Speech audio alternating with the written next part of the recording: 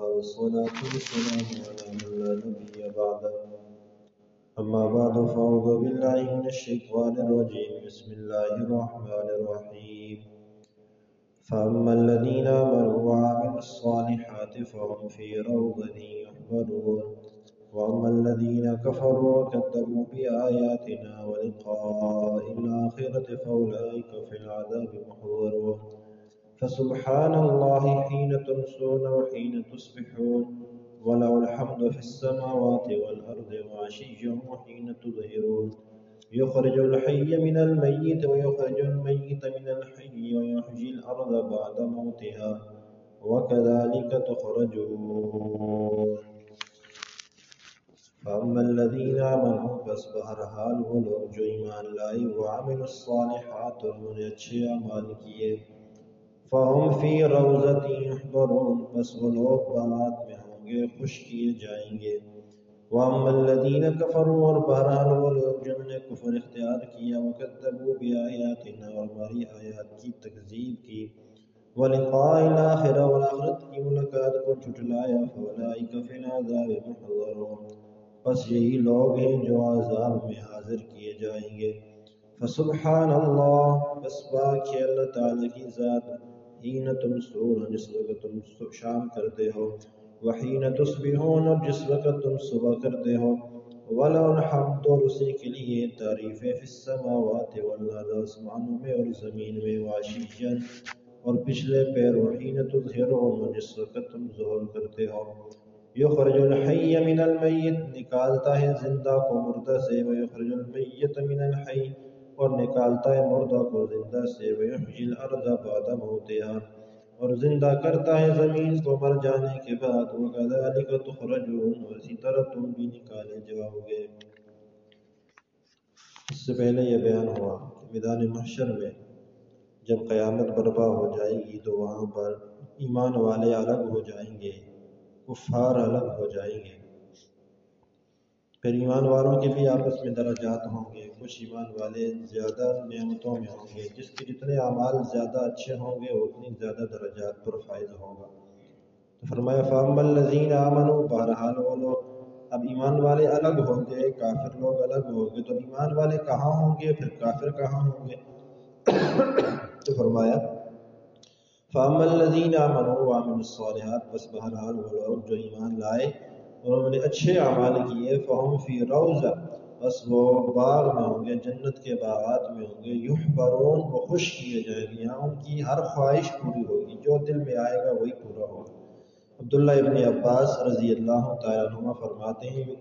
یحبرون بمعنی یکرمون ہے وہاں پر ان کی عزت کی جائے گی ان کا اکرام کیا جائے گا ان کو پورا کا پورا پروٹوکول دیا جائے گا جو یہ چاہیں گے وہی سب کچھ ان کو وہاں پر ملے گا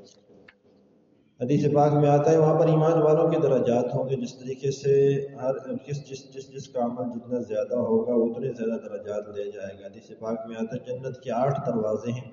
ایک دروازے کا نام باب الصلاۃ ہے اس سے نماز والوں کو پکارا جائے گا جو فرض کے ساتھ ساتھ نوافل کا بھی اہتمام کرتے تھے ایک کا نام باب الریان ہے جس سے روزے داروں کو بلایا جائے گا ایک کا نام باب الجہاد ہے اس سے مجاہدین کو بلایا جائے گا ایک کا نام باب الصدقہ ہے اس سے صدقہ خیرات کرنے والوں کو بلایا جائے گا ایک کا نام باب التوبہ ہے اس سے توبہ اور استغفار کرنے والوں کو پکارا جائے گا پھر حضور علیہ السلام نے فرمایا ایسے بندے بھی ہوں گے کہ جن کو 8 دروازوں سے پکارا جائے گا تو وہاں پر اس وقت صدیق اکبر رضی اللہ تعالیٰ عنہ تشریف فرماتے ہیں انہوں نے پوچھا یا رسول اللہ بندہ داخل تو ایک ہی دروازے سے ہوگا 8 دروازوں سے پکارا جانے کا کیا مطلب ہے جب ظاہر سی بات ہے ایک بندہ ہے تو ایک ہی دروازے سے داخل ہوگا تو حضور علیہ السلام نے فرمایا کہ ابو بکر مجھے امید ہے کہ تو بھی انہی میں سے ہوگا کیونکہ صدیق اکبر رضی اللہ تعالیٰ عنہ انبیاء کے بعد اس امت میں نیکیوں کے میدان میں سب سے آگے تھے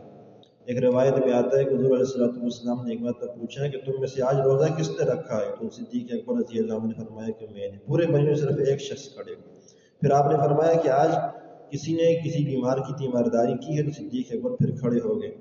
کہ میں نے کی ہے پھر حضور نے فرمایا کسی نے آج مسکین کو یا یتیم کو کھانا کھلایا تو صدیق اکبر رضی اللہ عنہ پھر کھڑے ہو گئے کہ جی میں نے کھلایا پھر آپ نے سوال کیا کہ کسی مسلمان کی جنازے میں کسی نے شرکت کی ہے تو پھر صدیق اکبر کھڑے ہو گئے یا رسول اللہ میں نے کی جس نیکی کے متعلق پوچھتے گئے تو صدیق اکبر کھڑے ہوتے گئے. یہاں پر ریاکاری مقصود نہیں تھی، کیونکہ حضور علیہ السلام اگر نہ پوچھتے تو صدیق اکبر کبھی نہ بتلاتے، لیکن حضور کے اور پیغمبر کے سوال کے بعد خاموش رہنا بھی تو گناہ تھا، جواب نہ دینا بھی تو گناہ تھا، بے ادبی میں آتا تھا. اس لیے صدیق اکبر رضی اللہ تعالیٰ عنہ بتلاتے گئے. تو خیر، نیکیوں کے میدان میں انبیاء کے بعد صحابہ کا درجہ سب سے زیادہ اوپر ہے، کیونکہ انہوں نے نیکی کا کوئی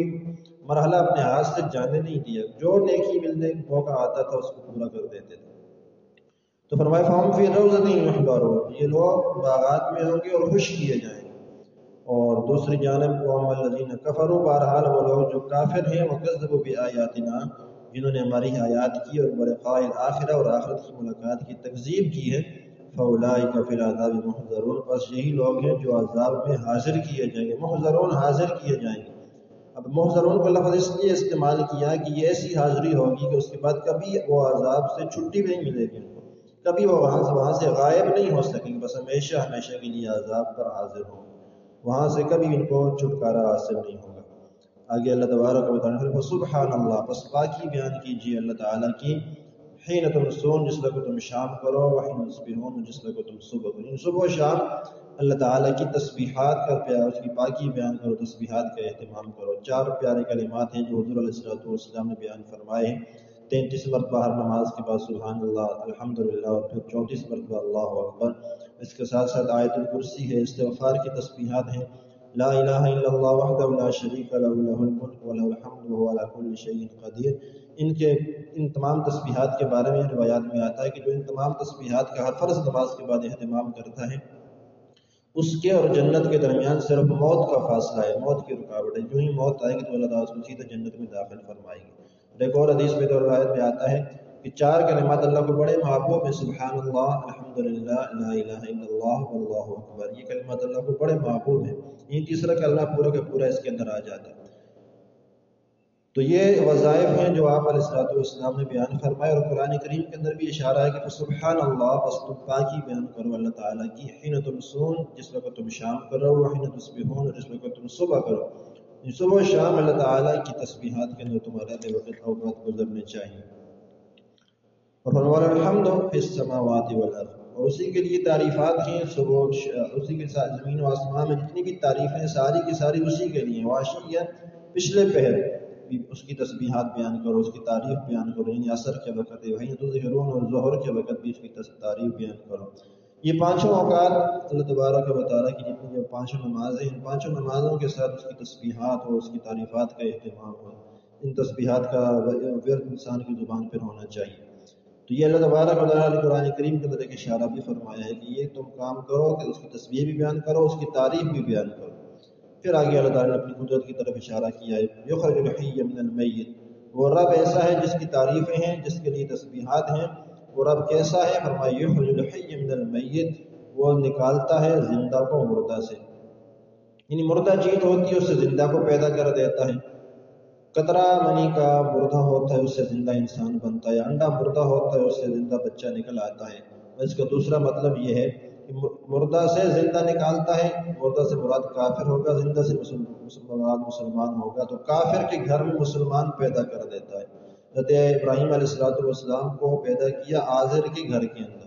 وَيُخْرِجُ الْمَيِّتَ مِنَ الْحَيِّ، کبھی زندہ سے مردہ کو نکال دیتا ہے. انسان مرغی